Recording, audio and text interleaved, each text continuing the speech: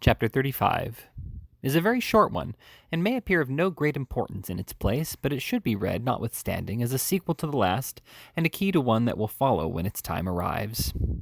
"And so you are resolved to be my traveling companion this morning, eh?" said the doctor, as Harry Maylie joined him and Oliver at the breakfast table.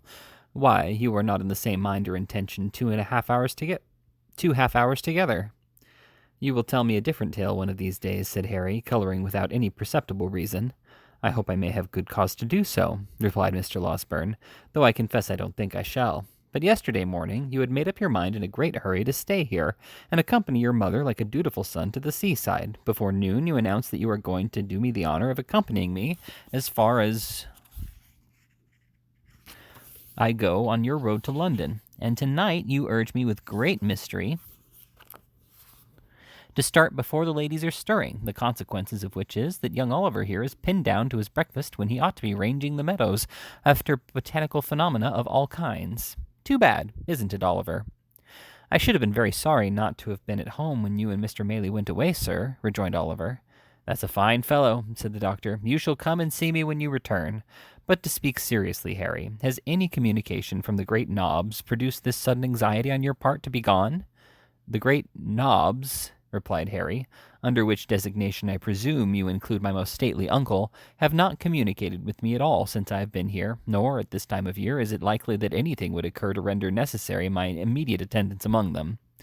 "Well," said the doctor, "you are a queer fellow, but of course they will get you into Parliament at the election before Christmas, and these sudden shiftings and changes are no bad preparation for political life.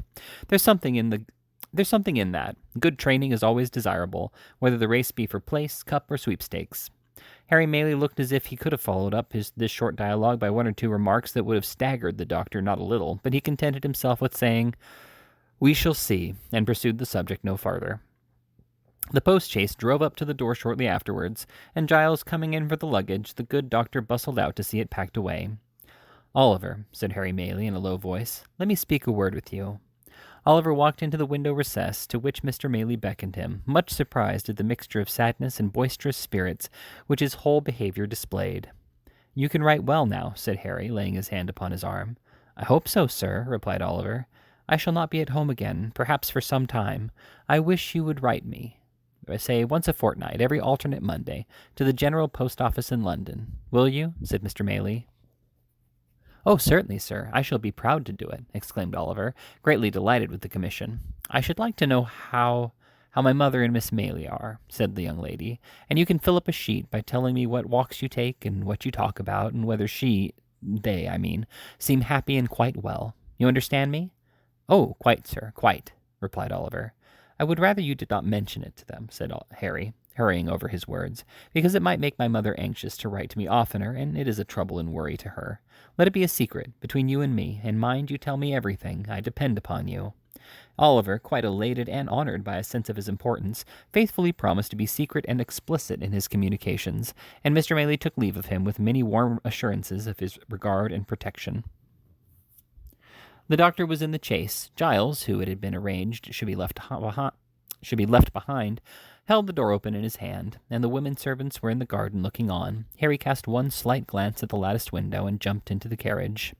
"Drive on," he cried. "Hard, fast, full gallop. Nothing short of flying will keep pace with me today." "Hullo!" cried the doctor, letting down the front glass in a great hurry and shouting to the postilion. "Something very far short of flying will keep pace with me. Do you hear?" Jingling and clattering till distance rendered its noise inaudible, and its rapid progress only perceptible to the eye, the vehicle wound its way along the road, almost hidden in a cloud of dust, now wholly disappearing and now becoming visible again, as intervening objects or the intricacies of the way permitted. It was not until even the dusty cloud was no longer to be seen that the gazers disappeared. And there was one looker-on who remained with eyes fixed upon the spot where the carriage had disappeared, long after it was many miles away, for behind the white curtain which had shrouded her from view, when Harry raised his eyes towards the window, sat Rose herself. "He seems in high spirits, and happy," she said at length. "I feared for a time he might be otherwise. I was mistaken. I am very, very glad." Tears are signs of gladness as well as grief, but those which coursed down Rose's face as she sat pensively at the window, still gazing in the same direction, seemed to tell more of sorrow than of joy.